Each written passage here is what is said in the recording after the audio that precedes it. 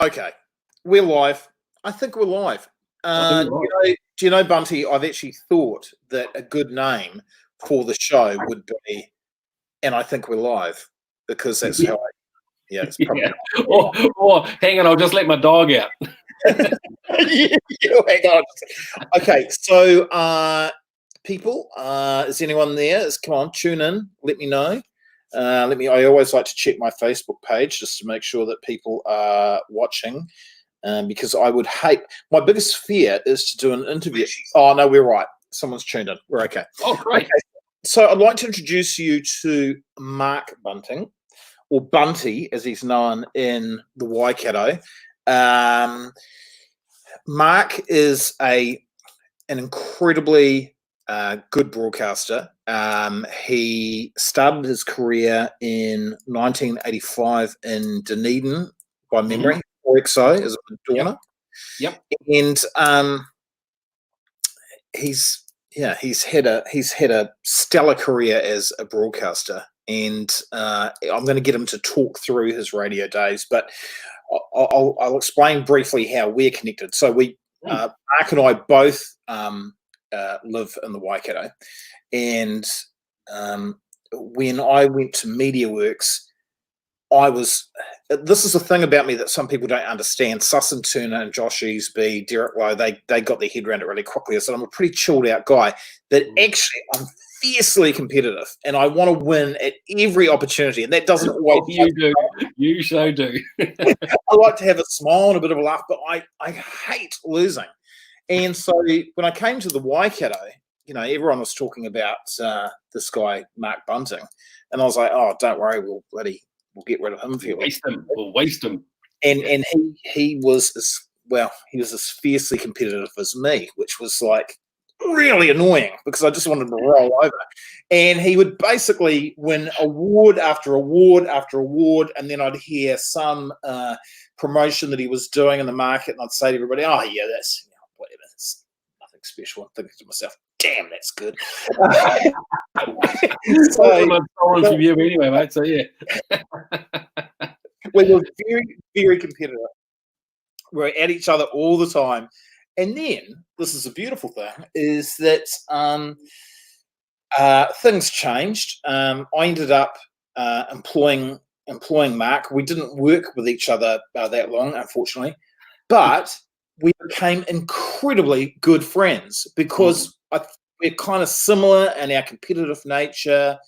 And, I consider Mark to be one of my closest friends. And yet, for years, I go to bloody Mark Bunting. He was like the enemy.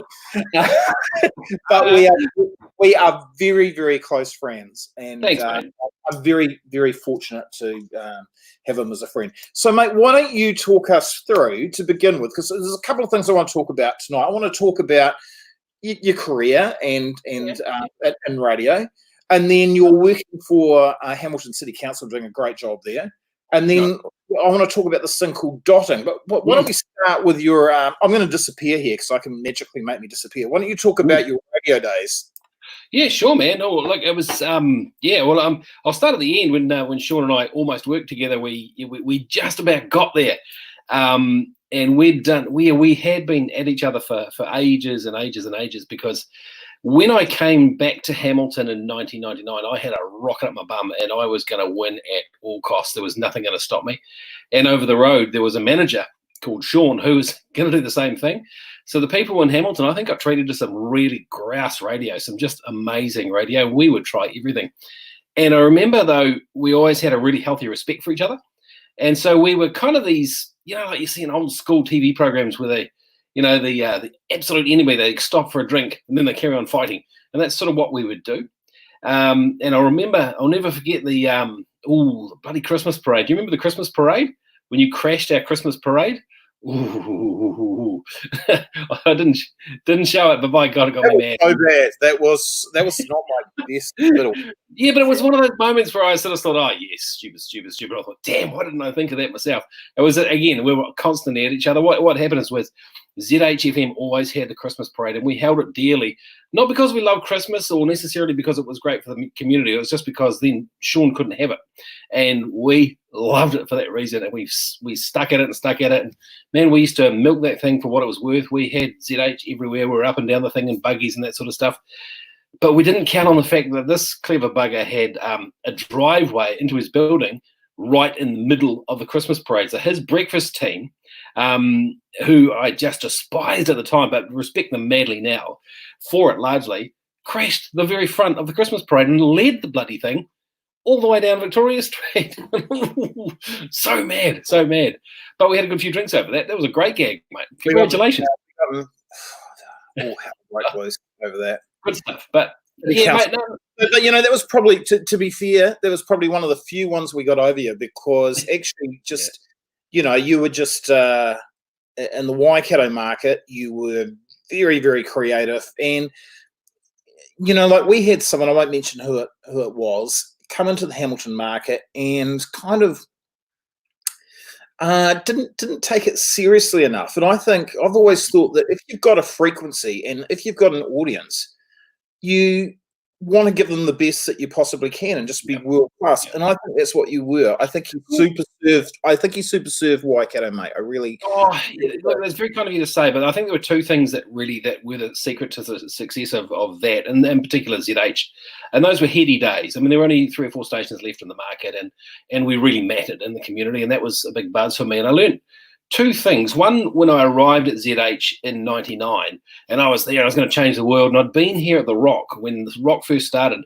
I was about 2 months into its beginning. I was the first breakfast jock, and stayed there for a couple of years just before Nick and Rog. And came back to ZH, and ZH was this huge station. It was a beast, and it had a frequency that you could hear from the moon. This thing was massive, right on the top of Te Araha, and it was huge. And I was in there in the studio and didn't know anybody. And it's typical radio days. You know what it's like, Sean, being a manager. You know, you get your jock in and you put them on air straight away. And I was in there, and this lady rang on the hotline. And she said, "Oh, look, I just thought I'd welcome you to work. Welcome to the station." I said, "Oh, cool. Are you working sales or reception or what?" And she said, No. I'm just a listener, but ZH is my station. I wanted to welcome you to it." And then I realized there and then that I would never be bigger than the history of that radio station. And so I went out and got all the photos, and they had all these old photos of the old station promotions, and they used to do the raft race, and they had the la girls in their cotton shorts and, the wee toweling shorts they used to wear and all that sort of stuff. And I put them all the way down the hall. And it reminded me that by the time I'd got there, every single one of those people had worked their butt off to get the station to where it was when I arrived. So I was kind of carrying it for them. And then not long after that, we started to do these promotions, because a lot of the radio stations were trying to out-crude each other. And, I think I'm the only one that in Hamilton that hadn't seen JJ's boobs at that time. It was, everyone was trying to. I love JJ, and I love her boobs. She's great. She's absolutely brilliant. But in those days, the deal was try and shock people. And I thought, man, there's a whole market here of, if I can be clever without being shocking or disgusting, I reckon I can reach a good market. And with that came a lot of really cool community promotions. And I think this was the making of me as a broadcaster. It was then I realized that a lot of stations do good stuff to get good ratings. And I realized pretty quickly I needed good ratings so that I could do good stuff. Because there was no point being on a pea shooter radio station trying to exact change in your community. So that's why I tried to keep the ratings up, so that I could do good things in the community. And I think we really did. I mean, we rebuilt houses that had been burnt down, and we changed election results. We did all sorts of stuff, all sorts of really cool stuff that normal people like me don't normally get to do. So it just sort of grew from there, really. And, believe me, and I also thought, when I get to the point in radio where I think there's no one better than me, that's time to go. There's always going to be a mentor. There's always going to be someone that's better than you. And fortunately, I left, and there's still a whole lot better people than me when I left. But that kept me happy, and it kept me ambitious, and it kept me really driving hard. Because, while you were trying to beat Mark Bunting, I was trying to beat Paul Holmes. Yeah. Yeah. And but again, the reason I was doing that was so that I could be effective in my community. What do you think makes a great broadcaster, Bunty? What makes a good broadcaster? Oh, well, obviously, seriously good communication skills, but it's actually these two things. It's your taringa, it's your ears. Eh? It's you've got to listen and be able to feel what your audience is feeling at the time, and you've got to set your goals so that you are affecting change positively. So, if for my little mission was in there, if I can make one dad hug his kid because of my show today, just one, I've done my day, I've done my work. So I figured, you're doing about 300 shows a year, and I thought that's 300 dads who are going to hug their kids if I've done my job. So, you build that up over 10 years, that's a lot of hugs. And so that's really what drove me about it. And I think, with absolutely no disrespect to the brilliant broadcasters who are in there now, it has changed. And I think perhaps it is the demise of radio. And it's perfectly understandable. They've got to make money. But that local radio, that real local, that feeling local, that being able to throw your format out the window because something has happened and it's just the right thing to do, has gone. Because I don't think jocks nowadays have the courage or even the know-how to do that. And like I said, there's a million talented broadcasters in New Zealand. And the funny thing is, I don't know about you, but I listen to the radio still, and I turn up the voice breaks and turn down the songs. And I listen to the voice breaks and go, it's a bit lazy, it's a bit boss jockey or whatever. But then I always ask myself, could I have done better? And I think, well, maybe one day I could have, but now could I? Nah, So no, I've done my time in it, and I'm incredibly grateful because it was such a great medium to be involved in. It was wonderful. The thing is, actually, the shift from broadcaster to city councillor. For me, knowing you now and us being good friends is not. It doesn't seem that unusual because you know what, you can sit back as a listener and you can think, okay, he's doing the whole local thing, but that's part of his brand. He's trying to get rated, doing whatever. But as a friend, I know the conversations that we've had over many, many coffees, and you can't fake that. You sit down with me.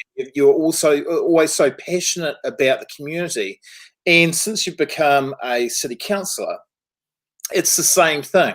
You're always very, very passionate about the region. You've always had that in your heart. So tell me about, and we could talk about broadcasting for quite some time, but why don't we jump to life as a city councillor and how you found it and about it. Well, a funny thing, it started kind of accidentally. Years ago, I did, got to be about 10, 15 years ago, there was a mayoral campaign, and it used to bug the crap out of me that no one would vote in local elections. So what I did is, we were rating number one, we were going really well, and everything was going fine. And I thought, you know what I'm going to do? I'm going to nominate myself as mayor, and I would be a terrible mayor, awful mayor. I'm a jock. But my listeners will probably vote for me. So if you don't vote for one of these other roosters, I'll be your mayor, and it will be a terrible thing. and so my campaign slogan was, "Don't vote for me, I'd be shit." And so I thought, this is kind of cool. So I went to the newspaper, and there was an editor there, a wonderful woman by the name of Venetia Sherson. And I said to her, look, this is what I'm going to do. She says, it's a radio stunt. I said, it's not a radio stunt. I'm trying to get the vote count up by leveraging my listenership, you see. And she said, all right, well, I'll cover you, but on the condition that if you pull out of this race, I will never touch you again. Now, you and I both know, Sean, that if you're not going to get column inches as a radio guy, that's it, So it was a high-stakes game. So I didn't want to make a total dick of myself. So I started playing Sim City and working out how cities work, and if you put pipes here and roads here and, you do a community thing over here, that'll work. And I got the hang of that, and I started reading up on council. And I'd go to these mayoral meetings. Now, I've got to say, the mayor at the time thought this was brilliant, just thought it was great, because he figured I was going to split the vote of the other guy coming through.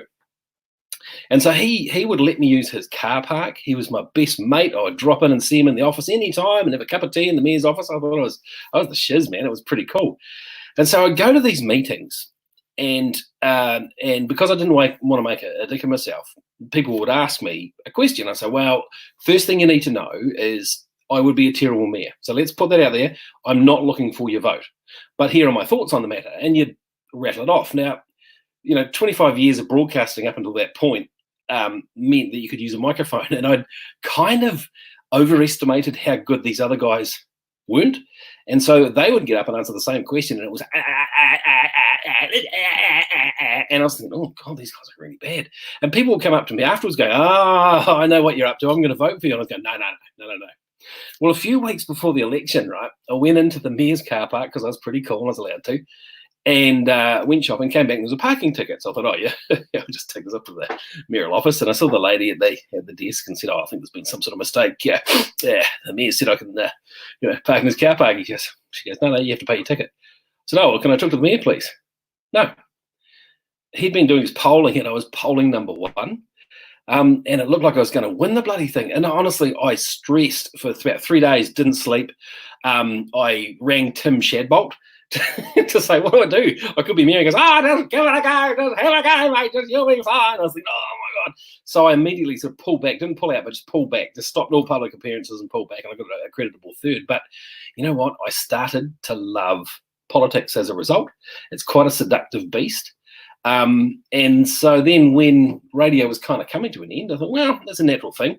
Elections were coming up. And so I stood for council, and it just kind of dovetailed nicely. There was about a couple of months where I was still a jock and a councillor, and I got in there, and boy, she's been a sea change, mate. It's really interesting learning that as a councillor, the community expects different things from you. So you're always, I cannot help myself. There's a microphone, for goodness sakes. The first thing I did on the microphone in the council chamber was did a weather break and a time check just for a laugh. I was the only one that thought that was funny. And, I just had to hold myself back because you just want to say something funny all the time. What have you enjoyed most about the job so far? Definitely. What's given you a source of pride, I suppose?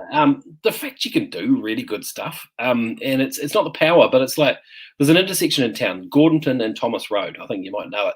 And there was a couple of deaths there and that sort of stuff. Now, me and a couple of other guys, we pushed real hard. What's that? That's a shocker. Yeah, it was a shocker. Well, we pushed really hard, rattled some cages, and changed the plans, and we got this thing fixed. And that was over a year ago. There's been no crashes ever since. Yeah. Little things like that are amazing. Just the fact that you've made the community safer or better. No, you did a great job on that because it was so bad. God, it was awful, mate. There was a perfect storm. It was horrible. But and a lot of stuff, like even now during COVID, I'm really enjoying this because we've put $1 million up for community groups, and we're just reinforcing them. And the council, for example, has made this huge food kitchen at Claudelands, and they put out something like 17,000 frozen meals for homeless people and people who don't need it. Because at the moment, my God, there's some hardship out there, some real hardship. So being able to do something to ease that pain is really kind of cool. Don't get me wrong, there's things I absolutely hate about it. Like I despise the politics of it. Yeah. But I love the work. The fact you can do stuff. Yeah, no, I believe that. Okay, so Mark is a good friend, and he's also part of the Essential Talent roster.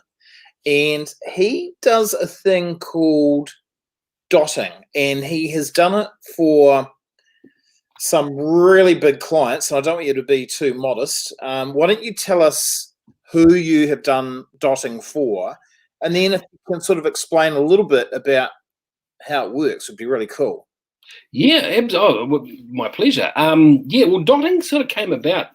Everyone's done personality profiling courses. And so I'm a purple dot. So I've just got to text this guy and say I'm going to be 15 minutes late. This is our lives. So I went to a course in Cromwell in Central Otago while I was at ZH, actually. About 7 or 8 years ago. And it was one of those courses, and I'd done Belbin and I'd done Myers-Briggs and all those, those personality profiling courses. And one of these came up, and I thought, oh, yeah, I'll go to this silly course. And it was just a sort of strange circumstance that I went, a mate of mine's wife was taking it, and I sort of thought, oh, yeah, whatever. Let me take you back to when I first started in radio full-time in 1992. My dad, who was a school principal, had died during my first year of teaching. And it sort of made me think, ooh, crikey.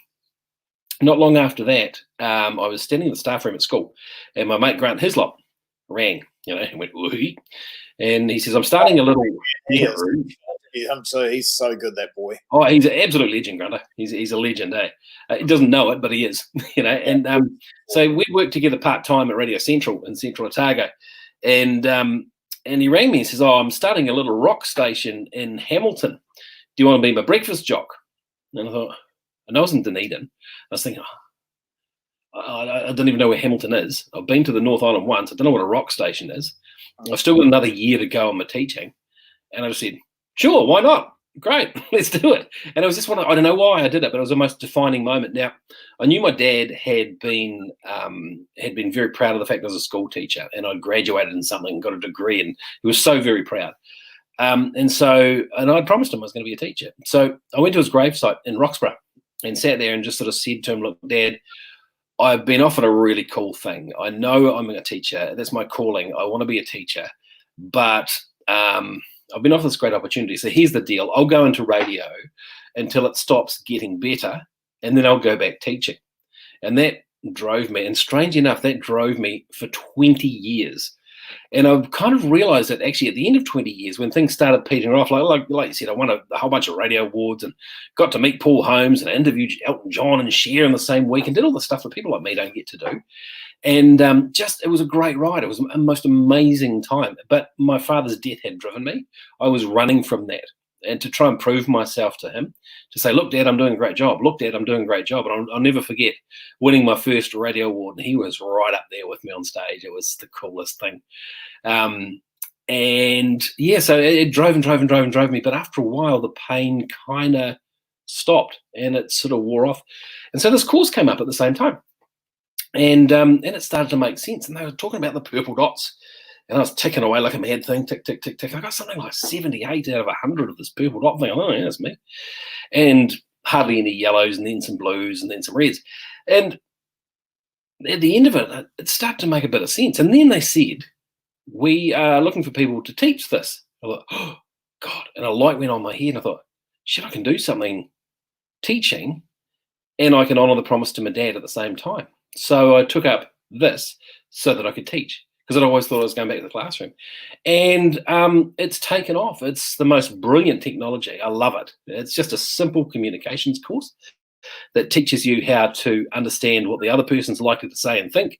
Can you share, give us a little taste of it? I'm always a bit cheeky, and I always ask. Absolutely. Well, mate, a prime example is you came along to one of my courses and you stayed for half a day because they got busy and you had to go, right? And no, that's such a purple dot thing to do. Okay. No, it's brilliant. Mate, I would have had the same. Okay, so all right, here's the basic premise. The idea of dotting, right, is to understand someone's likely thinking and behavioural strategies before you've even talked to them, before you've even spoken to them. So you look at them, look at what they're wearing, look at how they're standing, look at how they're sitting, look at their emails, listen to their vocabulary, just watch their behaviour. And you can work out what their communication style is likely to be because of that. And then here's the trick. You talk their language. Because it's all very well, you know how we're all told, what do they say? Always treat people like you'd like to be treated yourself. Well, what if they don't want to be treated how you want to be treated? What if you'd rather you could treat people how they want to be treated? So that's what dotting is.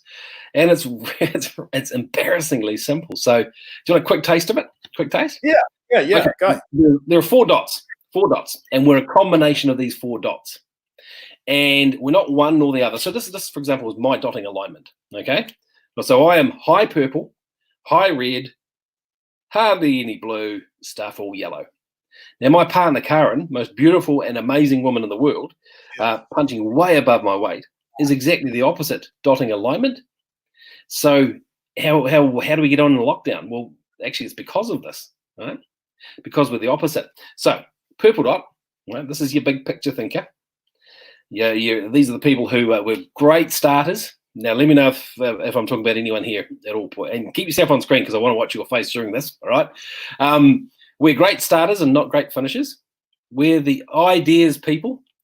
We would get arrested if people knew what we were thinking most of the time because our heads are like all over the place, like a crazy woman's custard. It's just flying everywhere.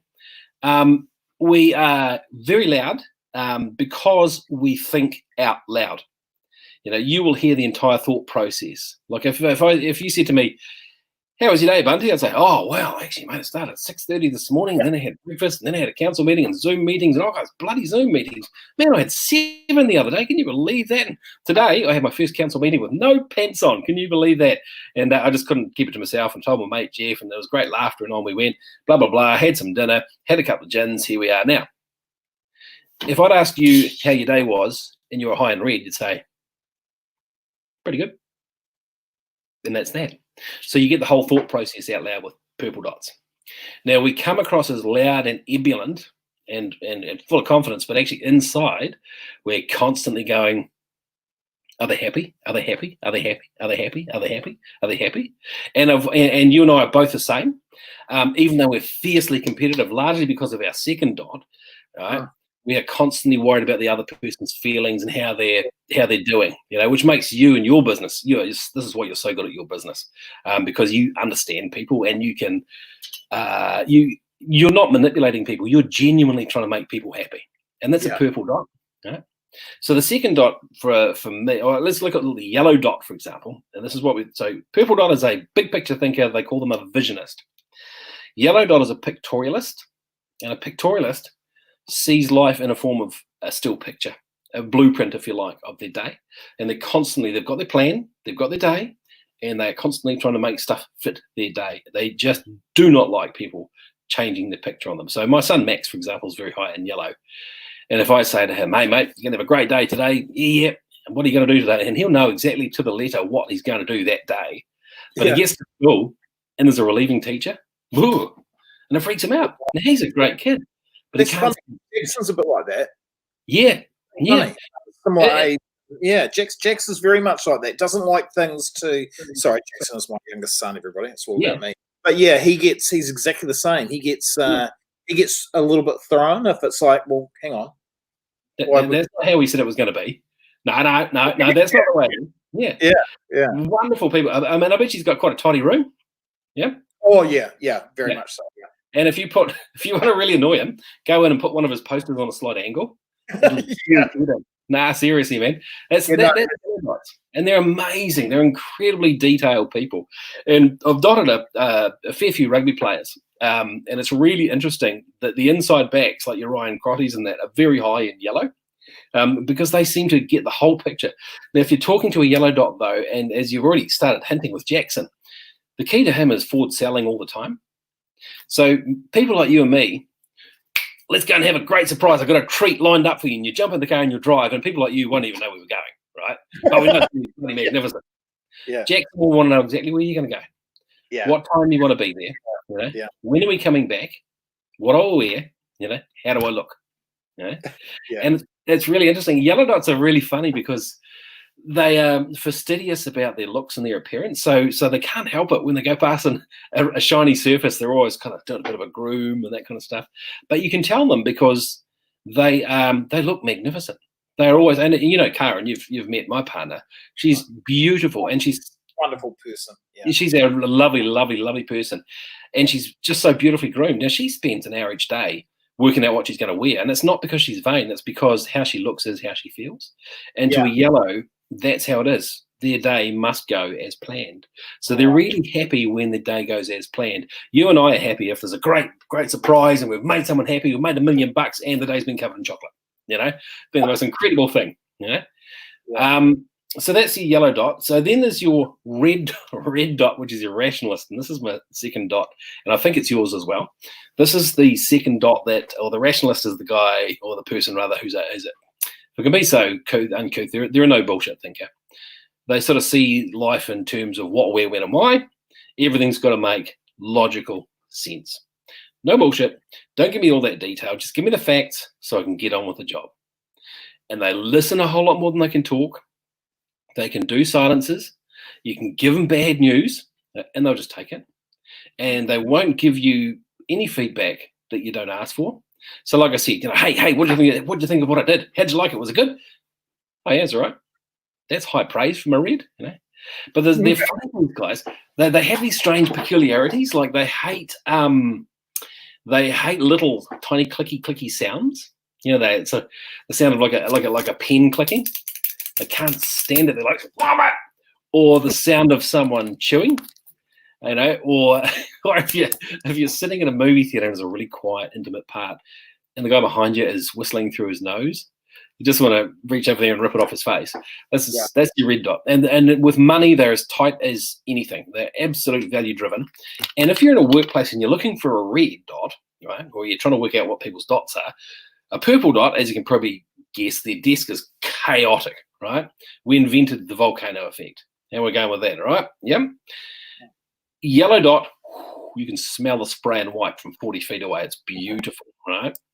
A red dot will have piles of stuff on their desk. A rationalist will have piles of things. Just look for it. A true red dot's desk looks like Manhattan. They'll have just about as much space as a purple dot, but it's all in piles. Not fastidiously neat tiles, but efficient piles. And the reason is, you know how I said they're tight with money, they're tight with their effort as well. So they put the minimum effort in, so they know where everything is. Why would you bother putting in a filing cabinet and making it all tidy? What a waste of time. Grab. Now, if you want to die, just take something from one of their piles, all right? But look around. That's a red dot trait. Clothing-wise, because of their value-driven stuff, they'll be wearing good quality, tidy, but good quality clothes, you know.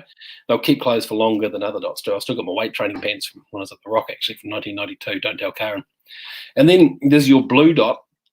And this is each of these is about 25% of the population. The blue dot here is what we call a sensationalist. And these are the people who emotions come first. They are complete sensationists. They're the people who take a long time to get a feel for something. Everything is by feel. And it's not just emotions, ooh, I feel sad, ooh, I feel happy. They're just incredibly intuitive. These are the people they can tune into anything. And I was it was really interesting working with the Sydney Roosters, and about... This is the rugby team, right? Yeah, the league team, yeah. And I'll never forget the day, actually. There was about a third of them were blue dots. It was really incredible. Really? They're the quiet, intuitive guys. They don't like the formal language. They don't like being told what to do. They've got to get a feel for stuff. They look cruisy, but they've actually got their blue dart going on all the time, and they're taking stuff in. So these are the people in the workplace who you'll say something to them, and they'll just go quiet. Now, I used to work with one of these on one of my shows at ZH. And if there was conflict around, they're completely conflict averse. So if a sales rep would come in, you know, Sandy, she'd come in and say, you played that ad at the wrong time. You've ruined it. Well, I think, come to Papa. And he goes, I'm a purple red, all right? Love the sound of my own voice. And with the red, I'm always right. Oh, you just don't argue with me, all right? Because I will just slice you and dice you and slide you back under the door, and there'll be a great fight. And I'd watch my producer co-host, and she would just retrench and go really quiet and stop talking for 20 minutes because there was conflict. So conflict to a blue dot is like water to a cat. They'll avoid it. But they're incredibly strong people as well. And so one of the biggest messages of dotting is that sensitivity isn't a strength. Sensitivity is a weakness. But the other way around. Sensitivity isn't a weakness. Sensitivity is a strength. And when it's used well, unbelievable. So there's some great blue dot leaders out there. I think Jacinda is largely blue. I'd say she's blue, red, purple, yellow. That'll be my guess. And the reason I guess what dot she is because I'll talk to her in blue language. So with Jacinda, won't say much. I'll go more with body language. I'll smile. I'll be fair. I'll be absolutely genuine, because blue dots, they can spot disingenuousness. You know, people not being fake miles away. So the beautiful thing is that's how I see the world. So I see people, and I immediately can't help myself but dot people, or just try and work out what their personality style is.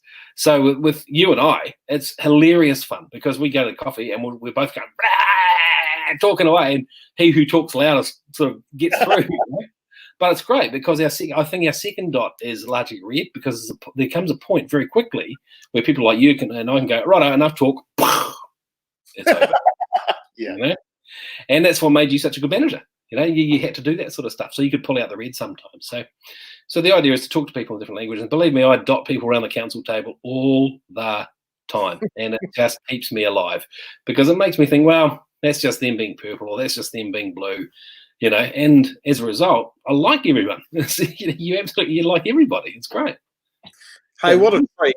You're a great friend, so clever, great broadcaster, great city councillor, probably a future mayor. Oh, did I say that? But anyway, and thank you so much for your time, brother.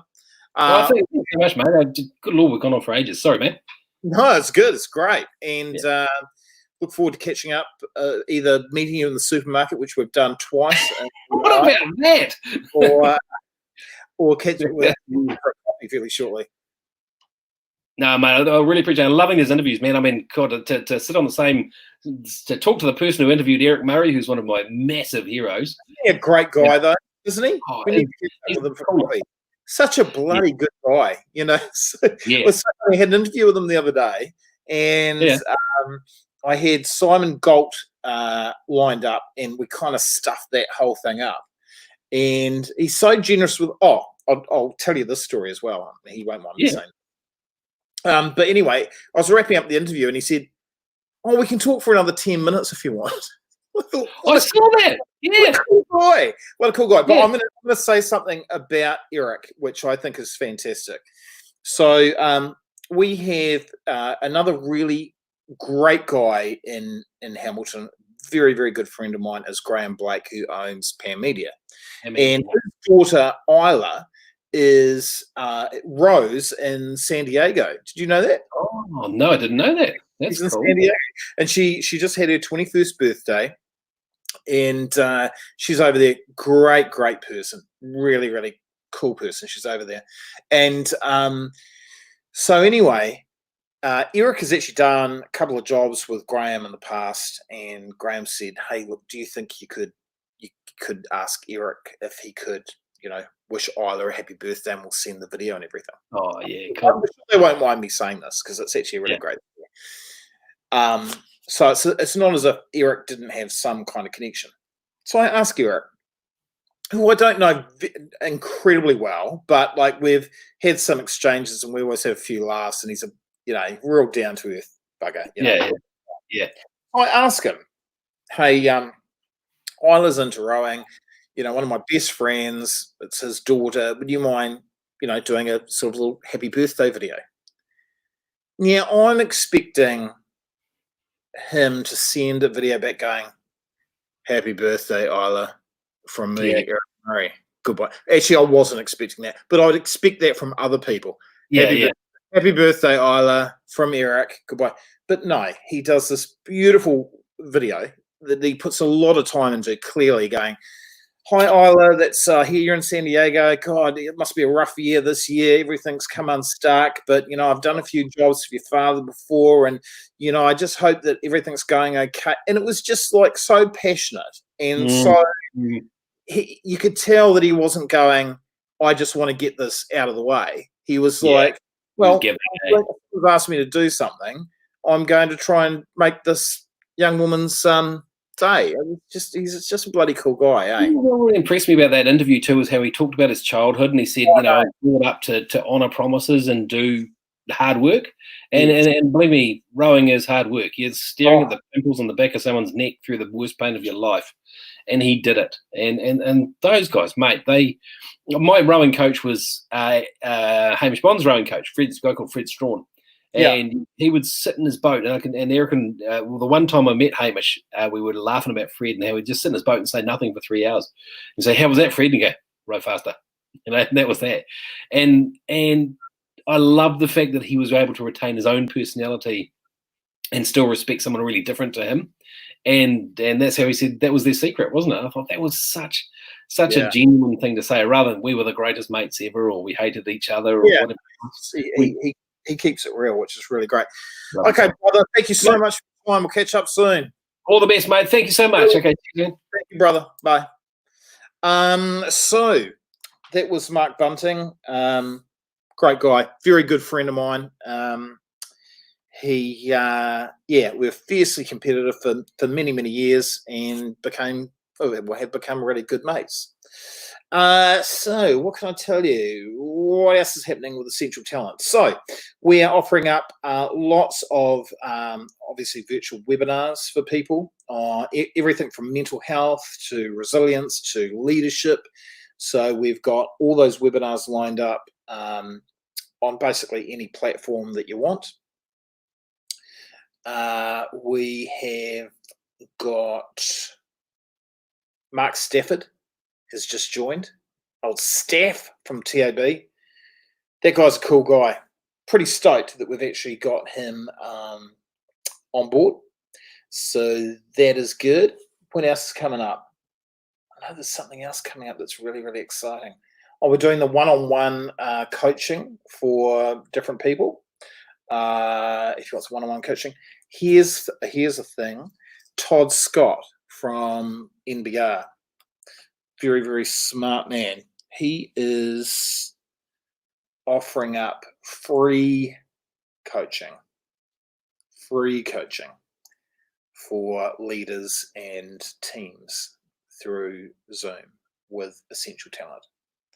So we've already had 2 or 3 people today touch base with me, and there is no charge. It's free from Todd. It's free from Essential Talent. It's our way of giving back to New Zealand business. Now, obviously, it's got to be a good fit.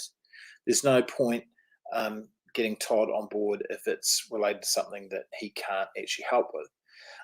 But we are offering that free of charge. There's no catch. You don't need to bloody join some database or anything like that. It's just like, hey, do you want some help? This guy's going to help you. That's it. End of story. What else? What have we been up to? I have a very big interview lined up. Very big. But I need the person to allow me to tell you about it. And I'm going to respect her wishes, and I'll wait till I get a message from her to say, yes, you can tell people that you're going to interview me. But it's pretty cool. Well, is it cool? The person is definitely cool. It's a bit of a sad story, but one about compassion and resilience. And you'll know who she is, and you'll be fascinated to know her story. But I'm just going to give her a bit of space, and I'll wait for her to say, yep, you can tell people that's coming up. That's about it, kids. What a great day. It's not that bad. We'll get there. We're getting there. We're getting there. Have fun. Be good. Take care. It's going to be okay. Bye.